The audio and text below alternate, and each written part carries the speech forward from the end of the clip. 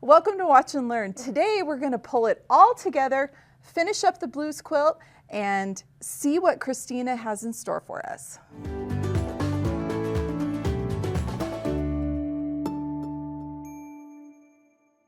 I'm Kim Sandberg, and I'm Kristina Whitney. We're both studio educators here at Handi Quilter. And Kristina, we are finally, and I shouldn't say finally because this has been so much fun, but we are on the last set of blocks. We are. We're going to bring it all together. 2 blocks left to do. So we are going to incorporate all of the tools that we have used so far in these 2 blocks. We're going to do rulers. We're going to do free motion. We're going to throw some pro stitcher in there. Continuous curve, finding our path, like all of the stuff that we've been working on. I love it. We're going to incorporate into these next 2 blocks. Okay, I'm really excited. And I have to say, this block that you're going to start, the one you're actually going to do, it's one of my favorite, but it does not have a straight line anywhere in it. And I think maybe that's why you waited till the end. Yeah, this one, I was actually going to do a week-long episode with just this block. But then when I started designing it, I'm like, you know what? I'm using all of the tools in this block. So we're going to, combine it together, use what we've learned, show how to apply it in real life. I love it. So we're going to combine these 2 blocks in today's episode. Okay. But let's take a look at this. Yeah. So this is the block. And again, you mentioned it's kind of a crazy block. Well, it's a circle with diamonds and points and other curves, and I love this block. I keep looking at this going, I might see a quilt in my future that has a bunch of these in it. Well, this was actually a pattern from a magazine. I can't even remember where it is. I apologize. It is out there somewhere, but it was for an entire quilt. Okay. Repeating this block. It's gorgeous. But I just wanted to try new blocks. That was the whole purpose of this quilt. Remember, this was to try new things, use up scraps that I had. So this was one just to try it out. I love it. And I really like it. I will say it's a large block. I want to say it's like 14 or 15 inches. Okay. It's bigger than my throat space. Right. So that's something that we will be doing, is advancing back and forth a little bit as we go throughout this block. Okay. But I kind of drew up a design here, and I used an app on my phone called UDoodle. And so this is kind of creating my path. I like that. So I'm going to start here, and I'm going to use rulers, stitch out, and I'm going to use a marking utensil, and I'll show you that. I'm going to mark where I need to go to. Okay. And then I'm going to come into the midpoint and echo back, or not echo, but just travel back out. Right. Come into the intersection, and this is where it's going to get tricky. Okay. I'm going to jump over and start my continuous curve. Okay. And when I actually start stitching, I might not follow what I'm saying. So do I get to be the path police? Yes, you're going the wrong way. Wait, Kristina. So, we talked about this with continuous curve, but there's so many different ways. And if you go the wrong way, you can catch up and figure it out. Anyway, okay, so I'm going to do 2 continuous curves. And then I'm over to this section. Okay. So while I'm there, I'm going to jump over. I'm going to stitch in the ditch around this melon shape. Okay, then I'm going to wishbone. Okay. But then I'm over here. Right. I need to be over here to continue that path. Right. So I'm going to wishbone back in my empty spaces. Okay. So I have to do wide wishbones. Okay. So don't let me forget that. Okay, wide wishbones. Yep.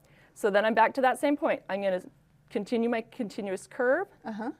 And I'm going to just finish up that whole section. And now I'm back where I can come back out on that line that I went in. Using that ruler, I'm going to continue making these lines, come over to this point, stitch around that diamond point, and then do the same thing in the next quadrant. Start all over again. I like that. I love that you have taken the time to plan your path so that you will not have to cut your thread. Yeah, because originally I was like, oh, I'm going to have to do this section and then this. But then I figured out, okay, I'm going to use the same color thread throughout all of this except for this center part. Okay. That's a standalone design. It can't connect on. Okay. And I wanted to change to the blue thread for that part. Okay. So. All right. So you're using the lighter thread. Yes. And you're using micro quilter, the 100 weight that just blends in. Yep. So awesome. Okay. All right. So show us where you're going to start. Well, we know according to your path over there. I'm ready to be the path police. Show me where you're going to start. Well, I actually showed you starting in this quadrant. But I mentioned that I don't have enough throat space here. You don't. So I'm going to start in this quadrant, do this section do this section, and then I'm going to end up over here, move my fabric back, do that quadrant, and then that quadrant. Cool. Okay, so I am going to use just a regular old school ruler, and I'm going to find from this point to this point a straight line. Okay. And then I want to come in about an inch. And there's no rhyme or reason to that. That's just kind of giving me an idea of where to do my lines. Because I'm also plan. Oh, I forgot to show you. I was going to echo also. Okay. We'll get to that when we get to it, I guess. And you're just using the water soluble. Yeah, just a water soluble marking tool. So I think that those 2 marks, I already did one on this side. Okay. Those are the only marks that I think I need. Okay. Outside of, you're going to use the actual piecing as your other marks, right? Correct. Yep. Okay. I mean, I could go in and mark more, but it's not necessary. Right. Okay, so let me make sure my thread's not twisted up here. So I'm going to start here at the corner. Okay. Pull up that bobbin thread. Do a couple little tie-offs. And I'm in free motion. Let me check my settings. Yeah, let's take a look at where you've got this set. I want to be in cruise. Right. And I'm on a low speed. And I'm going to do 12 stitches per inch with the needle in the down position. I'm actually going to up that to 50, just be wild and crazy. Okay, I'm good. Okay. Okay, so I'm going to stitch in the ditch around this first block.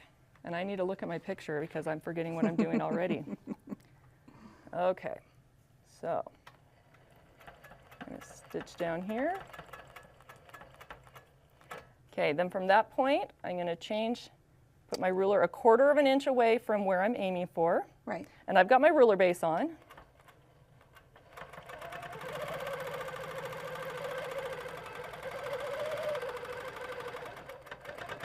Okay, I'm going to pause there, adjust my ruler, aiming for the midpoint of that block. Okay. And if I'm a little off, I don't care. But if I'm aiming to hit right here, I'm going to move the ruler a 1/4 of an inch away from where I'm aiming for. Right. And I'm going to stitch in, and this is where handy grip comes in very handy because I don't want my ruler to shift because I'm traveling right over that same line. Right. And this is where having that micro quilter on is really handy because the overstitching, it's not going to build up too much or anything. Correct. Okay, next one's coming into this point.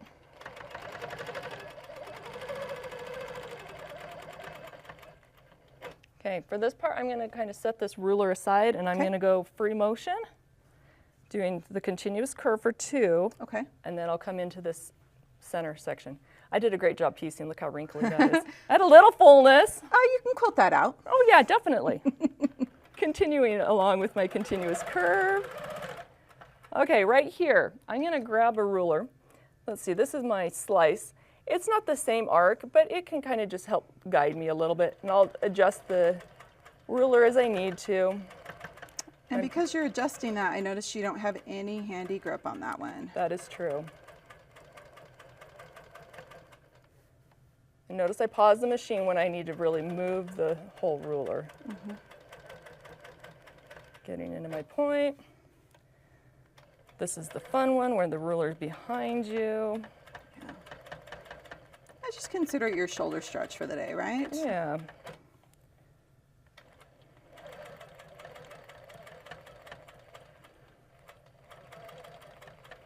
Okay, I've got to adjust my hand. Getting a little awkward there. Okay, now what's next? I did my stitch in the ditch. So now you're supposed to do continuous curve, right? No, I want to finish this melon. Right. Okay, hang on a second. You're gonna do the wider wishbone. Excellent, yes. Okay. Okay, whew. Okay. Wider. I'm gonna draw it with my finger. Yes. Wider wishbone. Okay.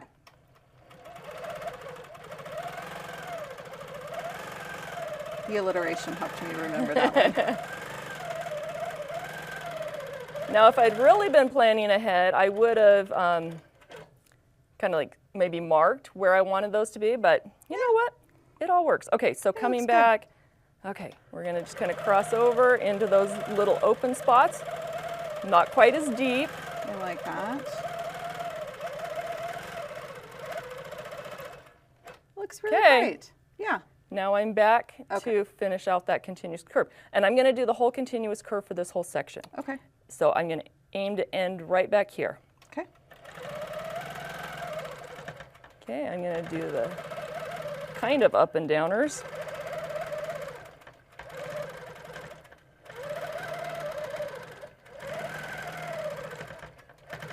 This is a longer one for that longer piece.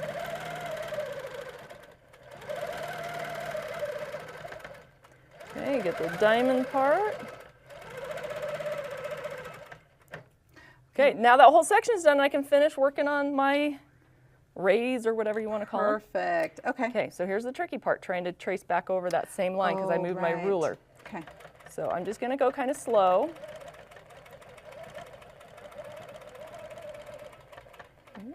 Just a little bit is needed. Okay, and I'm going to just continue doing that same thing with the rays coming in and out.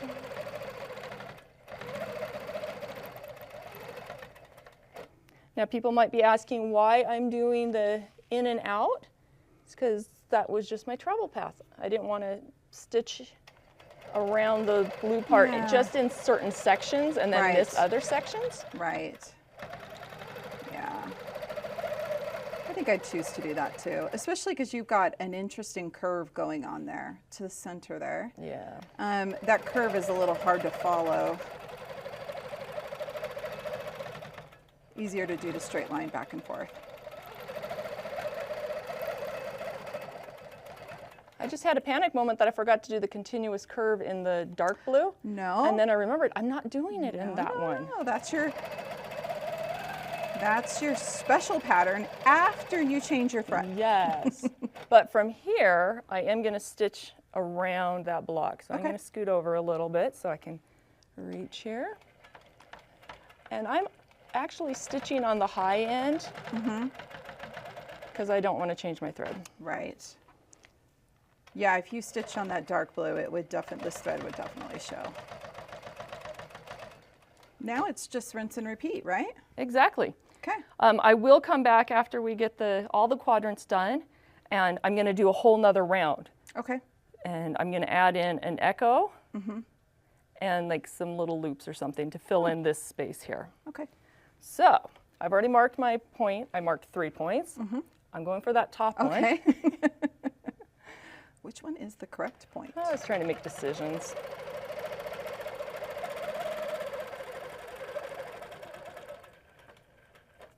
Okay, find my center, about a 1/4 inch off.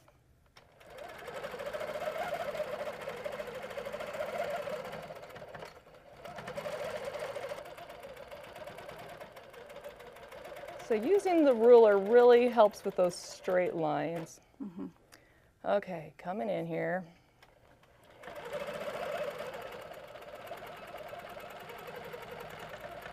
Okay, I'm going to put that ruler away for a second and work on my first 2 continuous curves.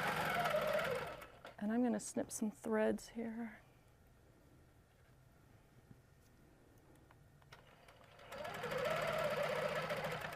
Now we commented on how I had a little extra fullness in certain areas of this block. Again, I was practicing a new technique. Sorry, my hand's probably going to cover your view for a second here. That continuous curve, or a lot of curvy designs will help ease in some of the fullness. Well, and with curved piecing, you're always going to have a little bit of fullness to quilt in, just because as careful as you are when you're working with the bias on the fabric, it's going to stretch a little bit. Yeah. So that's what quilting's for, right? You quilt it out. Ooh, that quadrant was so much easier to hold the ruler and see what I'm doing. Okay, here we go for the wishbone. The wider wishbone. Wider wishbone.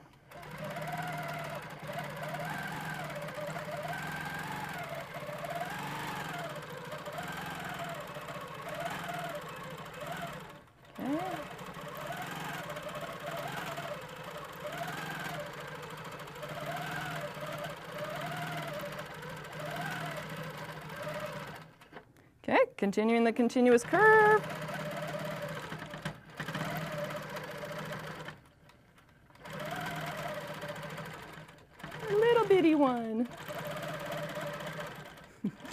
I love the sound effects.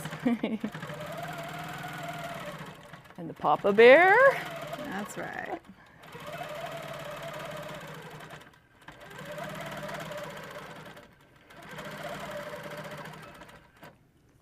Isn't that nice how I got that whole section done without having to break my thread? I love it. I love it. And I can go around the entire block and then start my next round doing the same thing. It's great to see what just a little bit of planning, thinking it out ahead of time, saves you having to start and stop. Mm-hmm. Really good idea.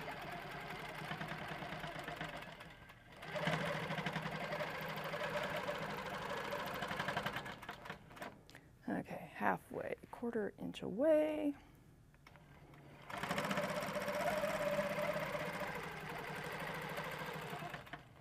I'm getting quite the quad workout here because I'm squatting down trying to get at a good level.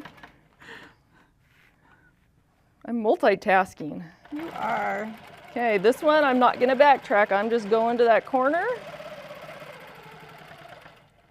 Go around my section here.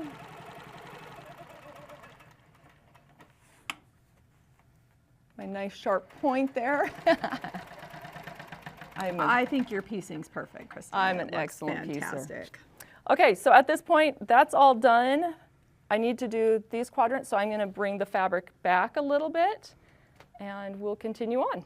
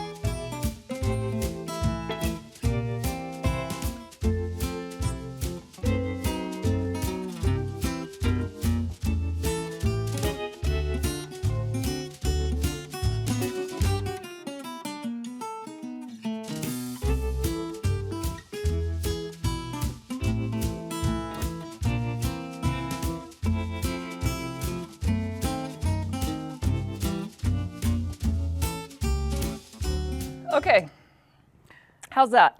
You gave whole new meaning to continuous curve.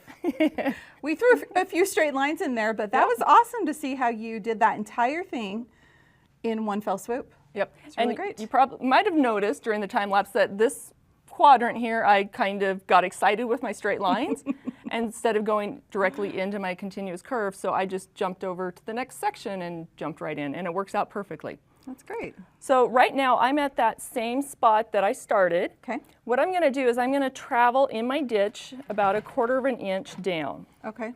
Then I'm going to take my ruler and I'm going to line the ruler up right on the edge of my previous line. Mm-hmm. And I'm going to just create an echo. Gotcha. Okay. So I'm going to stop when I get to my next line. Okay. I'm going to put the ruler there. Now, are you going to be able to quilt this all in this throat space? No. So just for filming purposes, I'm going to go the other direction. Okay. So just ignore that line there. I'm going to travel up the other way. Okay.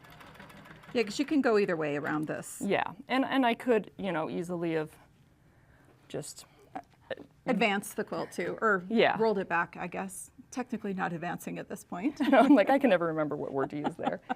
Okay, so I'm going to stitch along here and then put the ruler on my previous lines. See how you can just be a contortionist with your... I know. And I'm going to go up just a little bit further and then come up. And I'm going on my tippy toes. And you're laying that ruler just right on what you've previously stitched. Yep, so that's putting my foot 1/4 of an inch away, so I'm getting a 1/4 inch echo. Perfect. So kind of like one of our previous episodes where we did some ruler work with echoes. I'm not using the echo foot, just the 1/4 inch foot here, but same concept. Okay.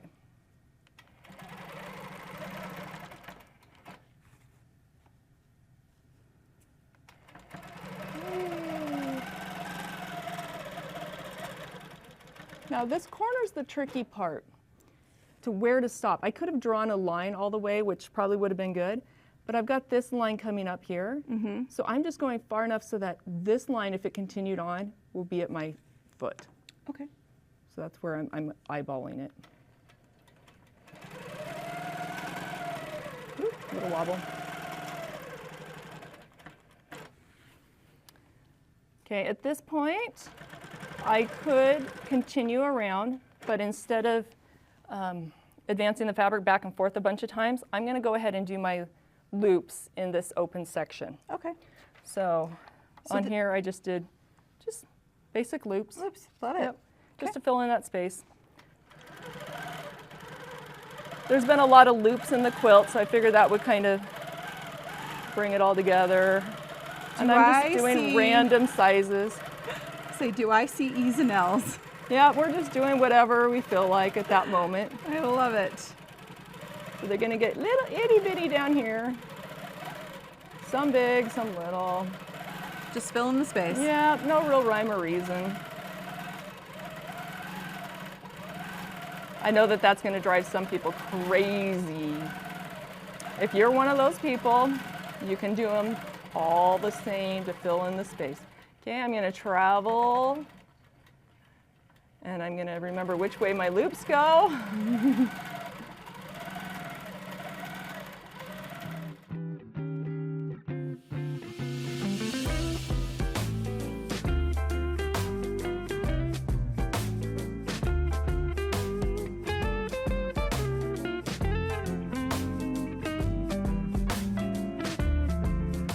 Okay. So at this point, we'll probably just do some time lapse, show you the rest of quilting this out once I bring the fabric back, and that block will be done. It looks great. Look at that. You've got the entire design there. Fantastic. Isn't that fun? Except for this center part. Oh, yes.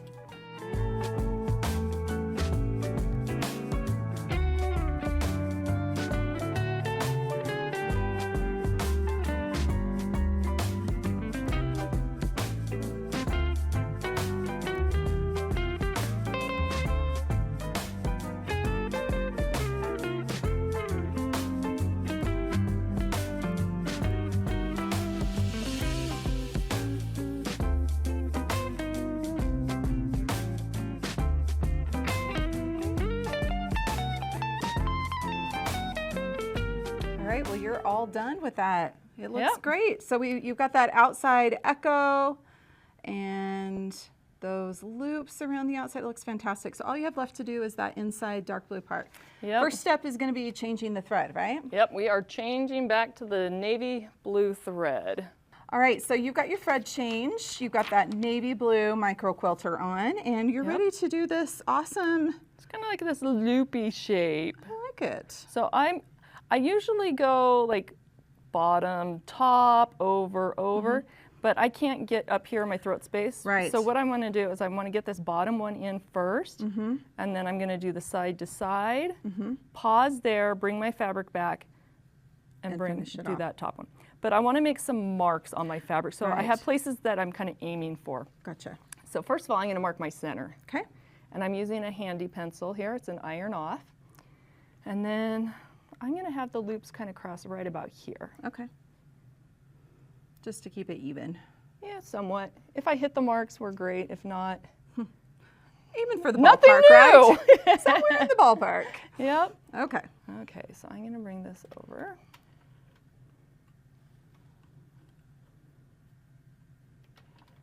Lock those stitches. Okay, Now I forgot which one I said I was going to do first, and it doesn't really matter. Let's see, you were going to come to the bottom first. I am being the path police today. Okay. I'm actually going to change my cruise speed up a little bit for this one. I'm going to go up to about, we'll do 200. Okay. And I'm keeping the stitches the same and the needle in the down position. Okay, so here we go. I'm going to draw my shape. I'm just doing a figure 8. Whee! Okay. I'm going to wide stance, ready to go. Ease in all that extra fullness because we're miracle workers. And you'll notice that I've got threads all over. I'm just going to snip those. I can't get them really close, but get them out of the way. Okay, coming over, crossing over.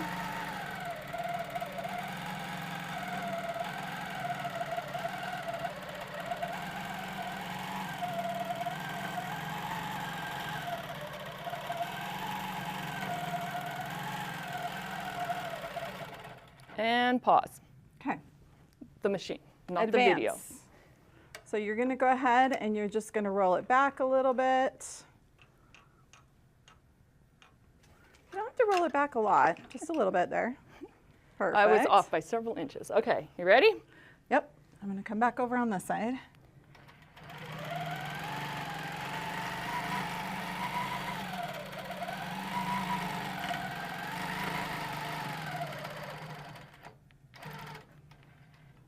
Okay, so that block is done. It's gorgeous. I love it.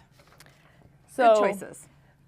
The next block that I'm going to work on, we're going to incorporate all of these tools, but we're going to add one more thing to it. So your favorite. You use, let's see, you use free motion, you use rulers. You did not use Pro Stitcher. So I'm guessing that's what you're going to add in. Yes. So the other block, and I actually have a picture of it here, kind of. This is my roadmap for the entire project. So this one here is the one I'm going to work on next. Okay. And I've got certain sections that I might just throw a Pro Stitcher design in, then do some continuous curve, maybe throw in some ruler work. Okay. You know, whatever floats the boat at that moment. I love it. So we'll work on that one. But I wanted to show our viewers just how easy it is to go between Pro Stitcher and free motion while they're stitching a block. It's not you're stuck doing one or the other. Right. So I'm going to bring this over here real quick so I can see. Okay. So right now we're looking at our Pro Stitcher screen. And you'll see my crosshairs are purple. Right. And this gears button right here is purple. Right. That means I can move the machine freely. It's in free motion. The gears are not engaged. Correct. So if I want the gears engaged so that the computer can take over, I'm just going to tap that gears button, and I talked over it. Maybe you heard the sound. Let me do it again. Let's listen to the sound.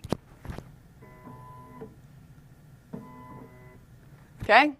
So now my crosshairs are orange, and I can't move this machine as smoothly. Right. I can still move it, but that allows me to now let the Pro Stitcher take over.